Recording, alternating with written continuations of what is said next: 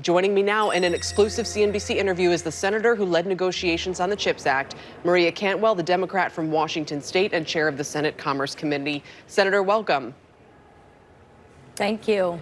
Are we sure Intel is going to be the best steward of all of these funds? Just looking at the fact that its shares are peaked in the year 2000 and have fallen about in half over the past 18 months. You know their struggles probably better than I. Well, there's a lot going on here in what you're saying about the numbers. But, first of all, the third quarter is never a great quarter for technology. If you think about it, people are out and about. They're not inside buying product. And secondly, we know that Intel is doing everything it can to make investment in what will make it the leader in chip design. So the CEO has said, we're not doing stock buybacks, we're making this investment. So that might affect the market for a while. But the story today is the United States is sending a big message that we're going to invest in bringing the manufacturing sector of semiconductors back to the United States, growing our percentage of that because we have supply chain problems, and making sure that we have the science and technology to lead in the next generation of design, so that we know that this is investment today, jobs tomorrow. So these numbers, they will have good numbers, and this is the right investment. You know, the timing of this, the irony of it struck me a little bit as well with Speaker Pelosi's trip to Taiwan. This will arguably make the U.S. less dependent on Taiwan for the manufacturing of chips that NVIDIA and AMD and the others make. So at the same time that we're sort of more vociferously than ever backing Taiwan, we're also moving our supply chain away from them in this key area. Well, anytime you're 80% dependent on something, it's not a good idea if you have risks to that supply. And the pandemic showed us that we do have vulnerabilities in our supply chain. So the United States now wants to up its percentage of manufacturing in supply and also, again, be the best in design. The next ideas that integrate big data AI into delivery, whether it's driverless cars, precision agriculture, new medical devices. And so to do that, we have to make sure that the ecosystem of chips is here in the United States. And we have really slipped down to 12% over the last decade, not a position we want to be in. Absolutely. I think it was 80% or something like that in the past. And Intel used to be one of the most incredible companies in America. Let me just ask you as well, as we look to move this entire industry more or less, onshore it, is there a precedent for success in something like this? I don't know what the correct, term is for industrial, some sort of industrial national strategic program, but do we know that this will succeed?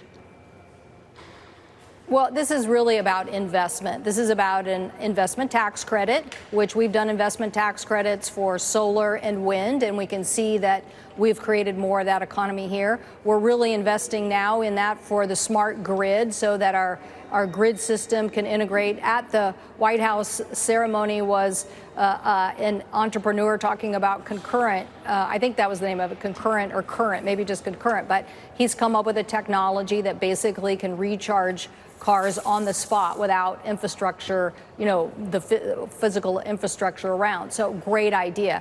So what we're going to do is with this investment, and lots of investment by the private sector, make us the hub again of this innovation. So the more that we're pouring in and getting the collaboration between business and universities and the National Science Foundation, the more that collaboration produces results for the United States. The more people want to be on the cutting edge, the more they want to come here.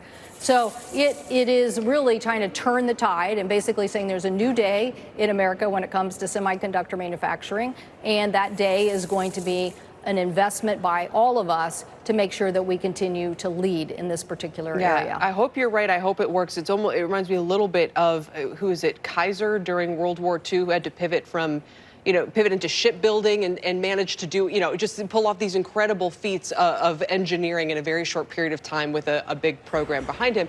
You sort of raised energy, so I just wanted to ask you as well about whether we need a similar investment. And you're an expert in this space, obviously, and have been for years. Do we need a similar effort in our domestic energy infrastructure right now? Because when I look at the headlines coming from Europe, and I mean, it's pretty scary, some of the stuff going on right now. And while we appreciate that we're doing clean energy investments, just shoring up the grid in general, do we need a program of a similar scale to make sure that bills aren't going to spike and we're not going to have, outages? Well, the chip investment really is, by us, a very small investment compared to what the private sector is going to put in.